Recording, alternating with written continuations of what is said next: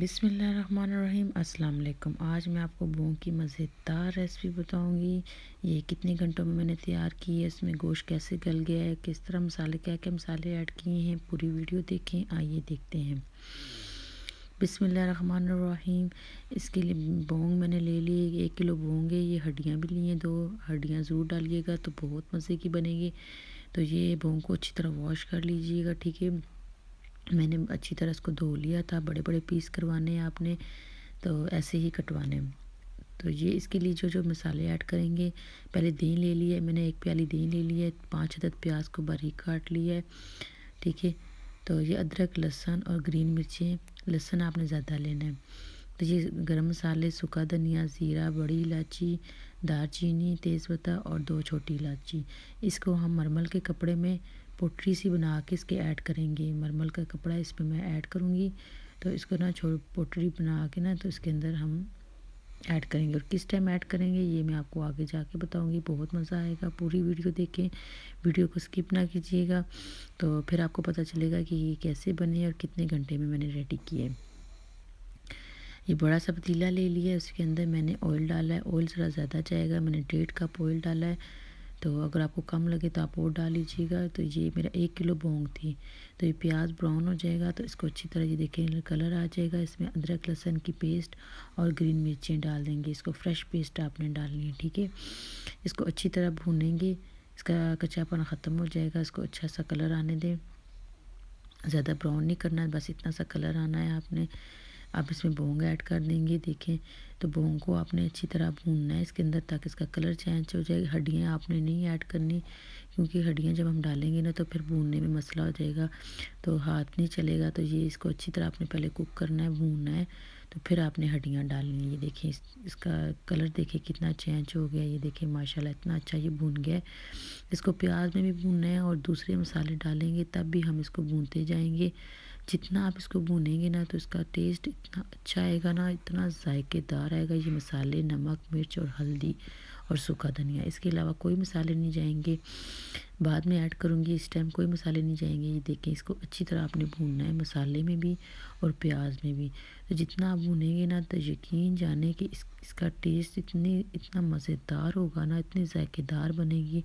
تو یہ دਹੀਂ اس time add کرنا ہے آپ نے، دਹੀਂ 1 پیالی ایڈ کرنا ہے، ٹماٹر نہیں ایڈ کرنے، یہ دਹੀਂ میں بنائیں گے ہم، تو اس کا فلیور بہت ہی اچھا آئے گا۔ بہت مزے کی خوشبو آ رہی تھی مجھے، اور یہ بہت مزے کی بنے گی۔ پوری ویڈیو دیکھیں تو یہ مسالوں سے ہی ریڈی ہوگی۔ کیا کیا اس میں مسالے ایڈ کریں گے تو آپ میرے ساتھ پوری ویڈیو دیکھیں۔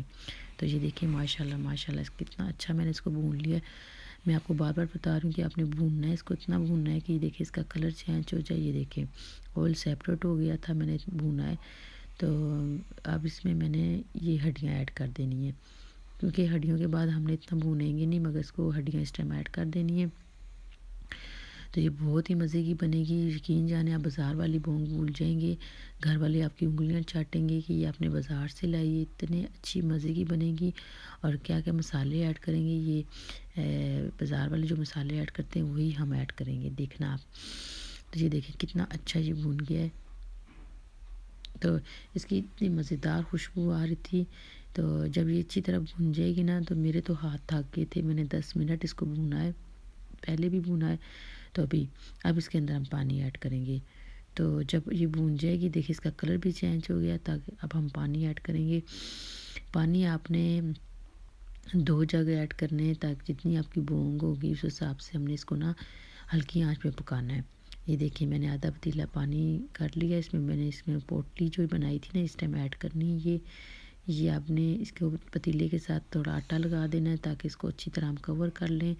تو یہ اس کو ہم نے 5 گھنٹے ہم نے اس کو پکانا ہے، اس کو کور کر کے آٹا لگا کے اس کو کور کرنا ہے ڈھکن کو۔ تو ہلکی آنچ کر کے ہم نے اس کو 5 گھنٹے ہم نے اس کو پکانا ہے۔ اس کو بھول جائیں، اس کو رکھ کے ہلکی آنچ کر کے رکھ دیں، تو یہ آپ بہت مزے کی بنے گی۔